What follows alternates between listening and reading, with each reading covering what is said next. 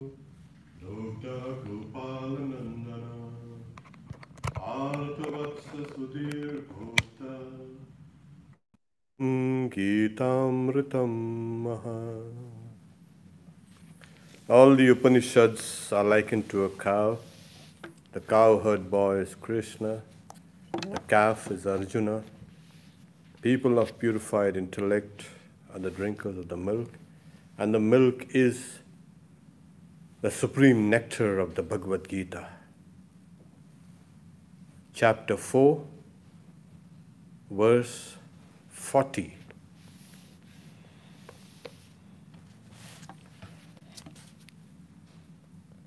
One who is ignorant and without faith and has a doubting mind perishes. Neither this world nor the next, nor happiness exist for one who has a doubting mind. Ajnascha shraddadhanascha samshayatma vinashyati nayam lokosti na paro nasukam samshayatmanaha. So here the Lord is at times, of course, he has spoken about it in a passing way in the 31st verse, where he speaks Yajna Sishta Amrita Bhajo Yanti Brahma Sanatanam Nayam Lokasi. So he's saying those who partake of the nectar left over after a sacrifice reach the eternal Brahman. This world ceases to exist for one who does not perform sacrifices, a yajnas. What to speak of the other worlds? So in the 31st verse, he has already hinted or what happens to a person who does not perform sacrifice.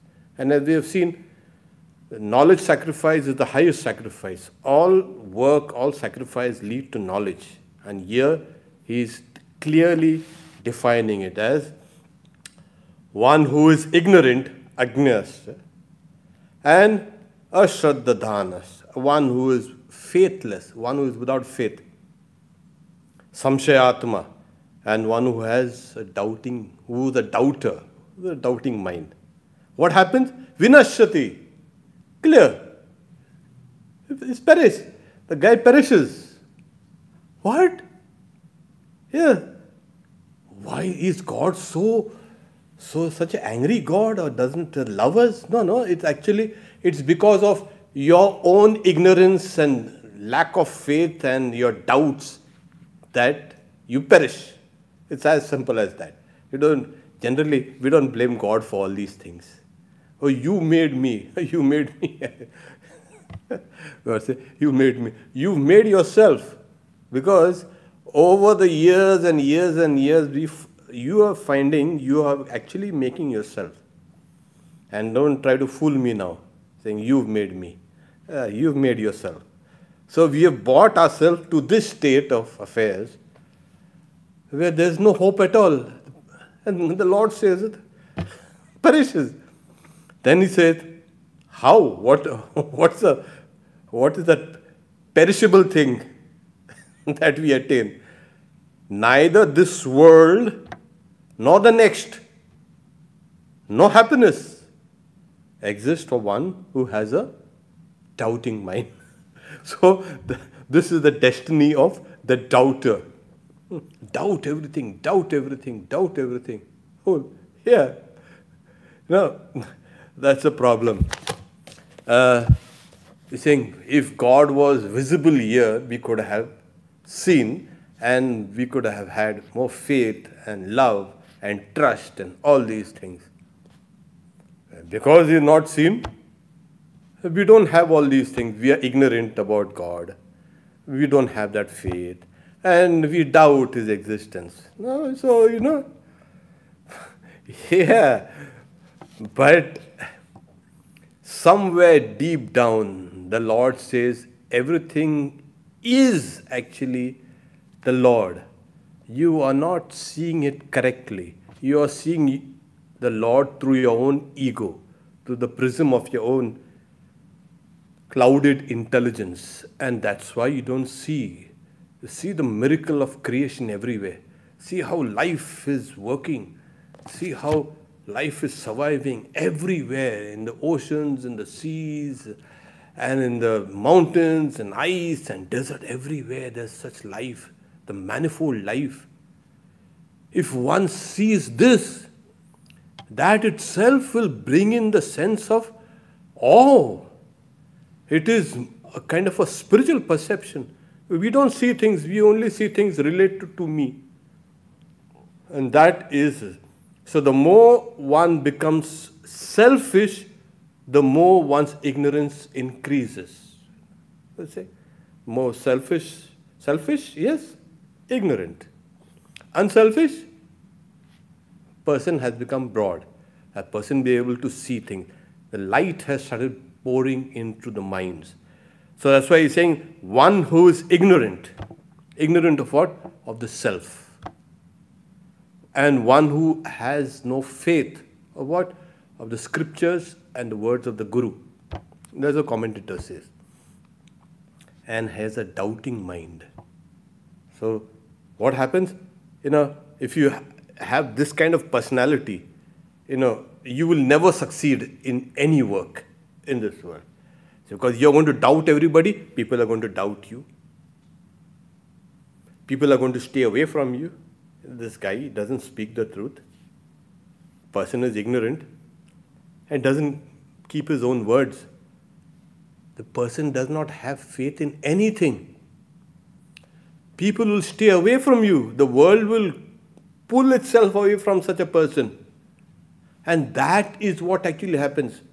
What is relationship? Trust, faith, love, appreciation. If that is not there, so this person has made himself or herself so small. Why?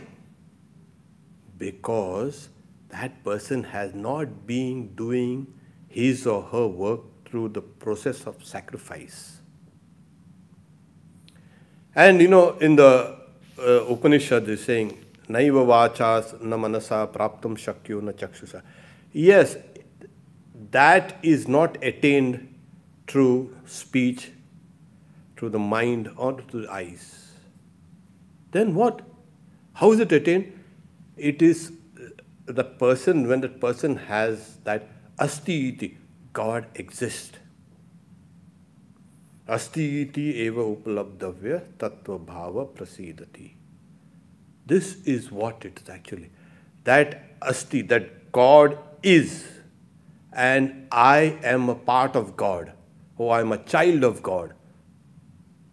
That itself will take you away from all these problems. So, yes, I don't see Him. You cannot see God like this with your eyes. It cannot be grasped through the speech or through the mind. But there is something called asti iti. I am. That feeling of I am eternal. I am beyond death and birth. I am imperishable. This feeling that I exist, I know, I love. This is the quality of asti bhati priya. So, I exist. Nobody doubts I exist or no. That the guy has to be taken to a psychiatrist. There's something wrong with him. Okay. Do I exist? Nobody says that. Yes, I exist. And this is what I exist. When you have asti iti, I exist.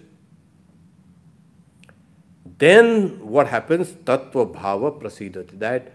That the reality will manifest itself to you, will be pleased and manifest itself to you. So you must hold on to first your own existence. I exist. And if I exist, I have got to have faith in myself. Swami Vivekananda says, even if you have faith in all 330, you can say, million gods of yours. In Hinduism, we have more than millions and millions of gods. And if you don't have faith in yourself, nothing's going to happen to you. So he said that faith in ourselves, and that is what Swami Vivekananda has preached all through, that faith in ourselves. And he is saying, what can kind of crush you? We can, if you want, we can crush the stars and to atoms. This is why he's saying we are the servants of the Lord. Ramakrishna Daso Vayam. We can do anything. We are all powerful. And he said, you may think of yourself as a child of the Divine Mother who is all powerful. Why are you saying weak and groveling and sniveling and crying and running about like a beggar? You are supposed to be a prince here. You're a child of the Divine Mother, and here you are behaving like you've become lost. So this faith in oneself, the knowledge of oneself, this identity of the self with Ishvara, God. And this the doubt whether God exists or no. When we see all these on the now on the YouTube and everywhere, it's all in the podcast and all, people who are speaking, yeah, that God, there's no God like that, and all these kind of things. Atheists and agnostics and this and that. Well, they are in a way seekers. They want to find out what exactly is your faith. And they are mainly attacking the personal gods. And that's the reason why Hinduism, which preaches the highest ideal of impersonal God, there's no attack there. We will attack them. It's very easy to demolish their personal God arguments, and it can happen very easy. So, whenever we see people attacking this idea of reality, what is that idea of real? But they themselves are real. They have not understood the depth of their own reality. That if you know yourself, you start knowing yourself, you will know a little more of the world. And the more you know about the world and yourself, the more you know about God. These three things are always intellect. Ishvara, Jiva and Jagat. Ishvara, the reality, God. The world and you. Why? Because this is a composite. These things are not separate. This is Ishvara and this is the Jagat and this Jiva and Jagat. No. Three separate things, forever and ever, floating always. One is going towards the Atlantic, another is going to the Pacific, another is going, I don't know where. No, they're all interconnected. So if you know one, start with yourself, you will know the other two. Or if you understand the world properly, you will understand more of yourself and of God. And if you can understand God, you can understand more of the world and you. A lot of religions, they kind of say, this is the kind of a place you just, we are transiting from here. There's nothing to do. We have nothing to do with this place. We have come yesterday and we will leave tomorrow, so it doesn't matter. Destroy it, pollute it, kill it. So we are not. This is not our home. The world is not your home. Your home is somewhere else, and that has been a problem. They have taken this world as a kind of something that's alien. I have nothing to do with this world, and that's what's actually happening. You and God and the world are all three. So when you say, when the Bhagavad Gita says, one who is ignorant and faithless and has a doubting mind, imagine that person's mind has become so clouded, cannot understand oneself. The idea is you must be able to face yourself. You see yourself in the mirror, this is me, okay. Now, remove that external mirror and take the mirror of your mind and see yourself. And do you like what you see? If you like what you see and you're comfortable with what you see, you have risen to one level of understanding yourself. If what you see appears grotesque, like a demon, sometimes you go to a mirror and you watch, and then that what reflects is a kind of a satanic image. Actually, that's you. And that is what's happened. And in order to escape this constant image that is there in our mind about ourselves, we try to escape it through various means, We don't want to face ourselves. The moment we start facing ourselves, that is the moment we start advancing in curing ourselves, in clearing all the dust and dirt and everything. We are on the way to knowing ourselves and the world and God. So this is the challenge that the Lord has thrown. If you are ignorant, if you have no faith, and if you are doubting, then you perish. Why? Neither this world nor the next. So we say, this world, of course, everybody will keep away from you. You will become a kind of a loser. And then what happens? The other world, no chance there. You can't even do anything here. You want to go out there. Oh, we will do all the rubbish things here, and then we will be forgiven, and then we will get 2 wings or 3 wings and 1 tail, and whatever. And we'll be all say, what are these kind of dreams, illusions? You will get that what you get here. You have to show yourself what you are here. Then you will get that. So that's why I say, neither this world nor the next, nor happiness exists for one who has a doubting mind. There it is. Now, even a person who is ignorant, and the person who has no faith, even the commentator says, even that can be passable. This guy can overcome this kind. But the guy who keeps on doubting, there's worse things for him. Because that person will doubt everything and doubt one's own existence. We say, you doubt God's existence. Yeah, you doubt God. But you don't doubt your existence, isn't it? No. Then you start from here. Then you find out. That's why asti iti bravato anyatra katam tadupalabhyate. This is what it is. One who says, who thinks, who believes that I exist, that reality exists, that person will attain that.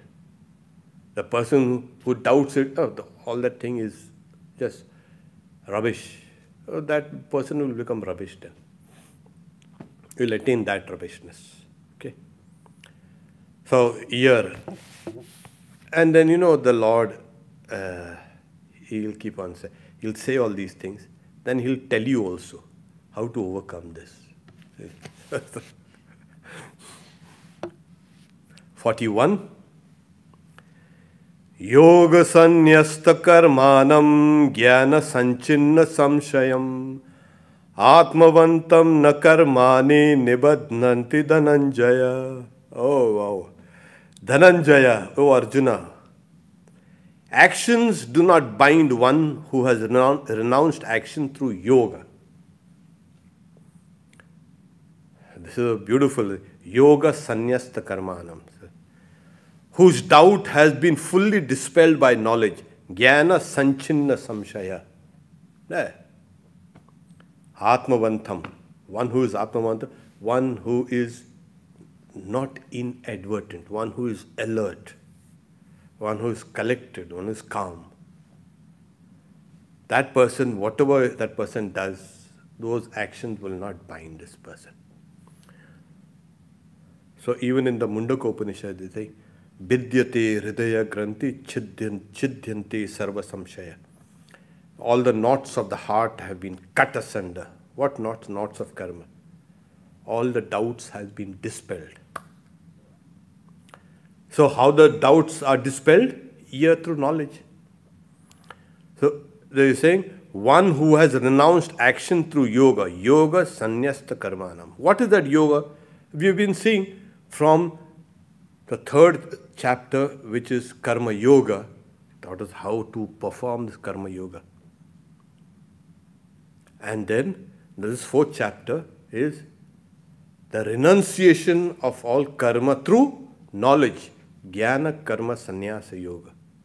This is, so you will come away from karma, you will break the chains of karma through knowledge.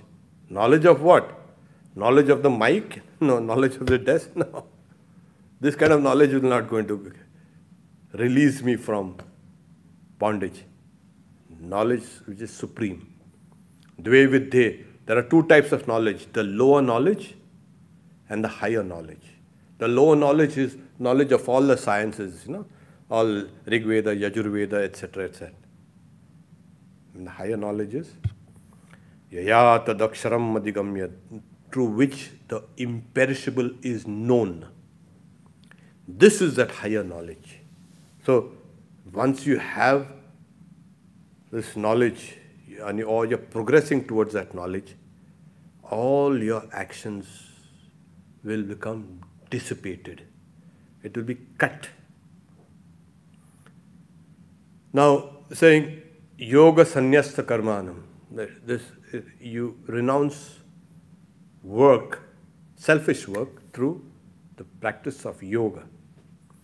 Jnana sanchinna samshaya, and cut away all doubts through the sword of knowledge, to knowledge. And atmavantam, and one, you don't have to be a kind of inadvertent. In one of this, in the Mahabharata, Sanat Sujatiya, there's a small dialogue between Narada and Sanat Sujata, one of the four Kumaras. Pramada vai mrityu.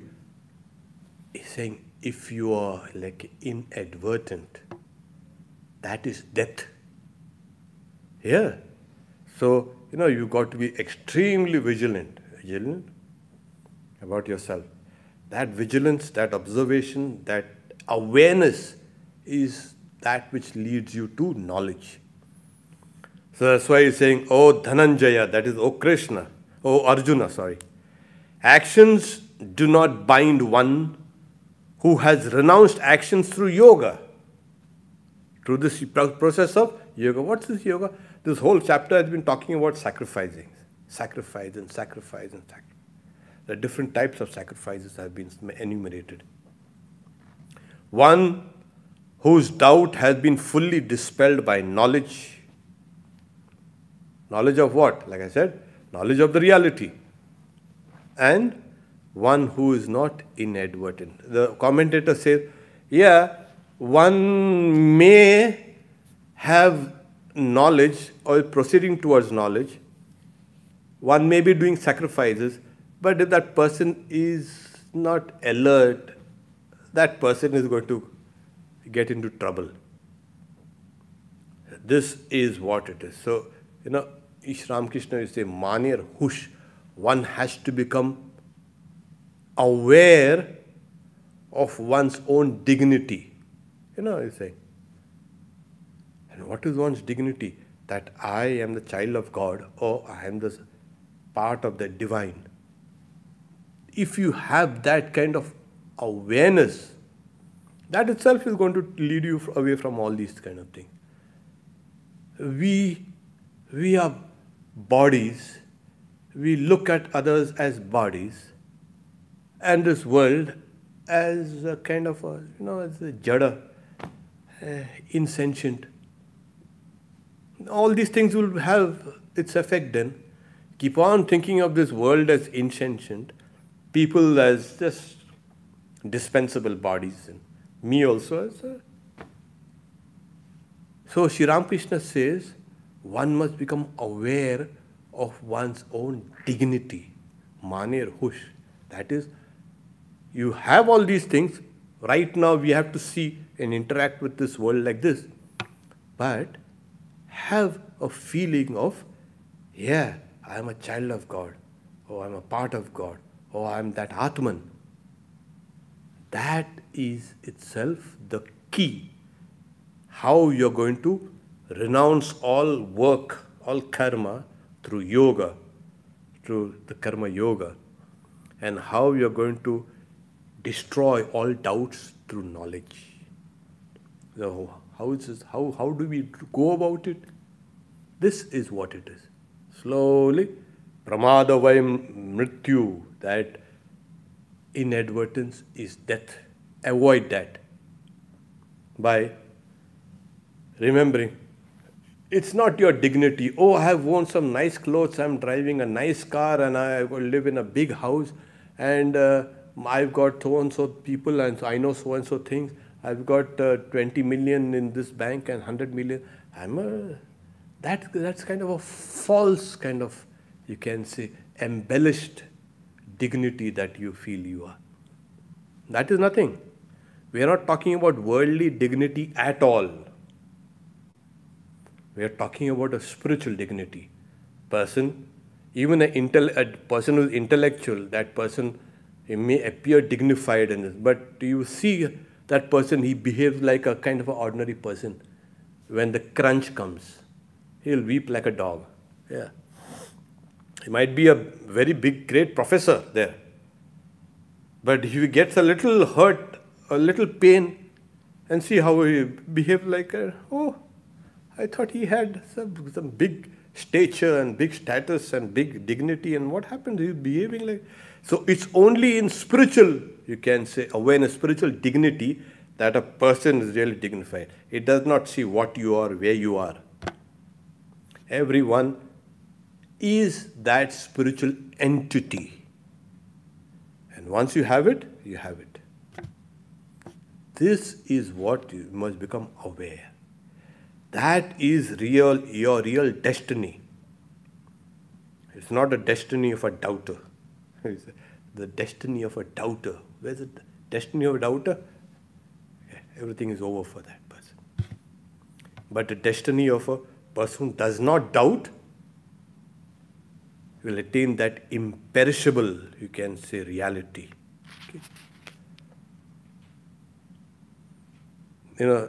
We are coming towards the end, 42. That's the last verse in this chapter. And I will take this up. It's one of those sterling verses. And, I remember one of my old teachers.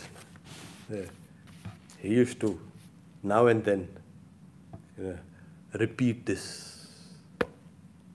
verse.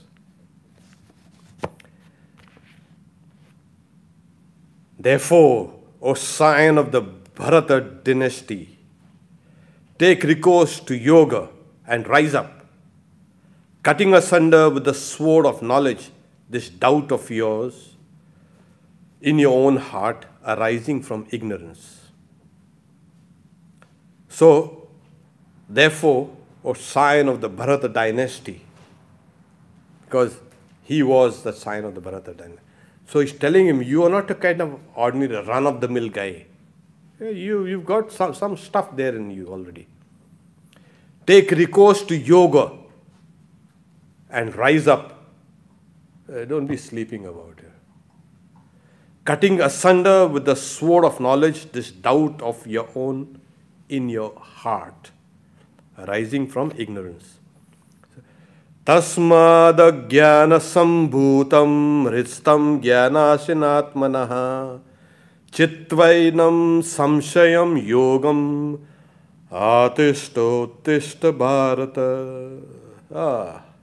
Oh Bharata, a sign of the Bharata dynasty, you say. Tasmad, therefore, you're saying what? Ajnana sambhutam hristam jnanasinatmana. There's a sword of knowledge. You say, what? Cut this doubt. Chitvayam samshayam. That's why rise up.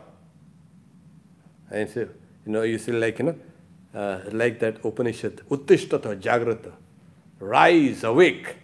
And Swami Vivekananda says, stop not till the goal is reached. Rise, awake, and stop not till the goal is reached. This is what it is. Rise, awake, and take that sword of knowledge and cut this doubt of yours. Where is the doubt? You go along with the sword. You've seen people going along with the sword. Where is that enemy? Oh, the enemy is your own doubting mind. My doubting mind? Yeah, you've got to cut that doubting mind into pieces. But no. Give it up. That's the enemy. So that's why Rishtam in one's own heart, that is, in one's own intellect. One's intelligence has been hijacked by this doubt. So you are going to search that enemy and you get that doubt there sitting down. This is actually your destiny now, to be killed by me. Okay, take it and kill it. Yes, don't be, it was my friend, it has been with me for such a long time. We shared good and bad days together. No, there, that won't do. So with the sword of knowledge, Sri Ramakrishna used to tell of Swami Vivekananda, he is like an unsheathed sword, constantly cutting Maya there. And Sri Ramakrishna, when Totapari was saying, meditate like this and trying to push him into samadhi. And every time he's trying to meditate and going deeper, the beautiful form of the Divine Mother appears. And no, it's not going to happen. He tried it several times. He tells his teacher, no, it's not. What? You will cut it. Concentrate here. And then he took there's a shard of glass they found. He pushed it here between his eyebrows, saying, concentrate here. And then Ramakrishna again sat down and again was concentrating, getting into higher and higher meditation. Again the form of the Divine Mother appears. And then he's saying, I took the sword of knowledge and I cut that form into two, and then my mind soared into the infinite. So you have Ramakrishna cut the Divine Mother with a sword. That's a sword of knowledge. It's just a symbolic way of speaking about a sword of knowledge. Either way, these swords are because it kills things. So you use that sword of knowledge to kill ignorance, non-knowledge. So that's why tasmad ajnana sambhut is this which has been, that has risen from this ignorance. What is this? Therefore, saying, take recourse to yoga and rise up, cutting asunder with the sword of knowledge this doubt of your own in the heart arising from ignorance. So your doubt, my doubt and everybody's doubt arises from ignorance. Ajnana sambhutam. So what do? Take the sword of knowledge and go. Go where? Inside. And where you catch that doubt which is hiding behind that intelligence of yours. Actually, it has hijacked that intelligence, taken over. And then cut it. And then you cut that doubt. Cut it into pieces, okay? Don't be so compassionate. We are so compassionate beings. We are so loving beings. Yeah. Cut it. So that's why they used the word sword. That's why you say, a sign of the Bharata dynasty. Yeah, that he was a warrior type. Awakening his inner strength by telling him what you are. You're not an ordinary guy. You're a swordsman. Take that sword and now, chitvaivam samshayam yogam. This, cut this doubt of yours. You see? What is this? Cutting asunder with the sword of knowledge, this doubt of yours in your heart that arises from ignorance. So, this is what it is. You got to come to this point where you don't need to actually push it hard, because all these practices of sacrifices which have led to knowledge is like a constant kind of battle with ignorance, with the sword of knowledge. It's not that the last moment you're given that sword of knowledge, in the last verse, the 47th, this is the sword of knowledge. The sword of knowledge has already been given to you much earlier. Okay? And now you start using it. And you have been using it gradually, cutting your doubts and one after another, and slowly, slowly. Then the last thing comes and you push it out. And you push it, you'll see that. So what happens? Oh, what happens? Oh. What happens? I had asked one, I remember when I was very young. So I was asking one Swami. So I knew he was a very great soul. But you know, Swamis don't tell about anything, what they experience inside. Probably because we won't understand. And we don't understand much of these things at that level. So he used to like me and we used to like him, and you know, kind of very simple person. So one day, I just asked him, Swami, how do you look upon us? You know? So indirectly, so he started laughing loudly, and he caught this idea that this guy will catch it, of course. That he's trying to trap me with these kind of silly circular questions, you know. That I will give up the truth and tell them the truth. What is it? Make them. So, and he started laughing and laughing and laughing. And I could see that he's bubbling with laughter. I just said, how do you look upon us? I was alone there. I'm laughing. He laughed. I see you as you are. Yeah, you are. No, that's not true. That's not true. And again he starts laughing loud, more loud. He says, no, I see you as you are. What do you mean you laughing? Saying, you guys don't see everything as things are. You're superimposing your ideas upon things. I see things as they are. And you know, one of the, you can say, pillars of Advaita Vedanta is Shankaracharya's teachings on the doctrine of superimposition. We superimpose our ideas on things. So what happens is, this doubt which has risen from ignorance, we superimpose that thing on the world outside.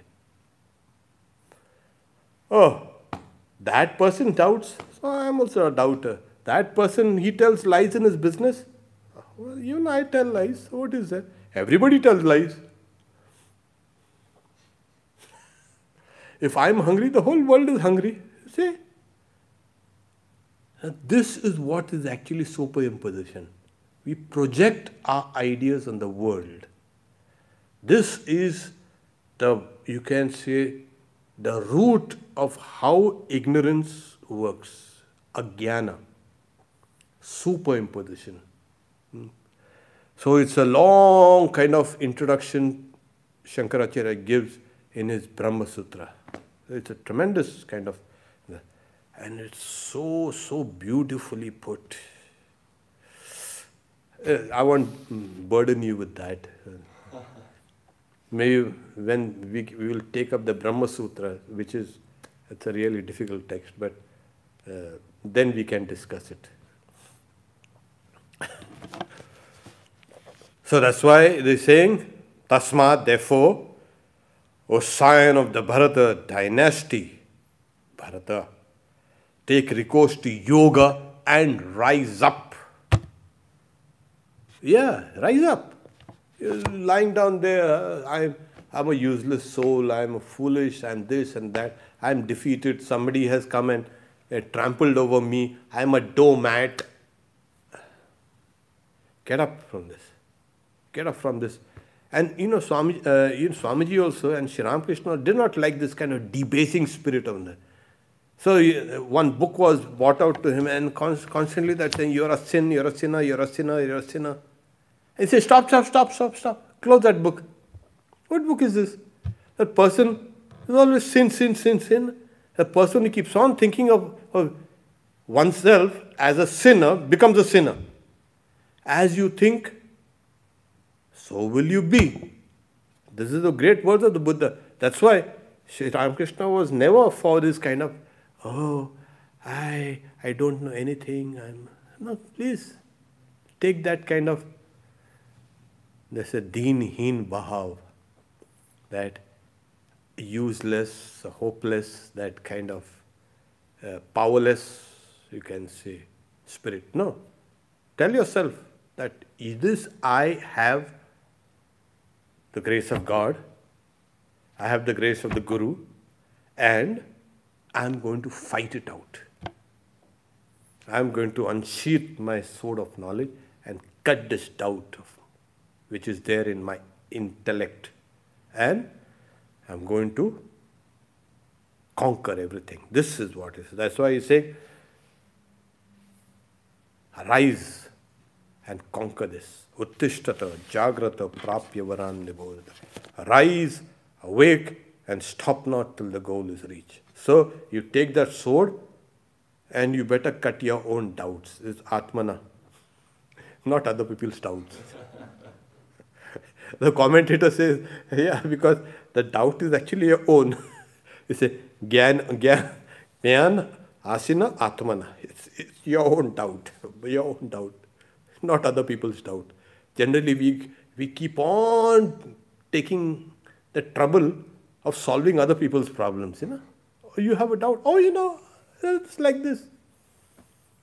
But he's saying, like the Upanishad will say, like the blind leading the blind. No, you cut your own doubts first, and then you can help others remove their own doubts. So this is what? Arise and awake and take this sword of knowledge and cut this doubt which has entered into your own heart, in your own intelligence, and conquer it.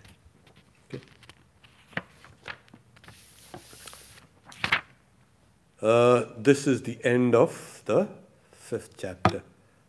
Om Tat Saditi Srimad Bhagavad Gita Su Upanishadsu Brahma Vidyayam Yoga Shastre Shri Krishna Arjuna Samvade Jnana Karma Sannyasa Yogo Nama Chaturdhyaya. What? So what would be this doubt? The doubt would be if God exists or not, or is it Yeah. I am doubt? Yeah. What is that doubt? That I exist, God exists. There's doubt about eternality, about rebirth, about this, about that, about mind, about everything. The doubt. If you have one doubt, you doubt everything else. Okay. See if there's a kind of question there. So.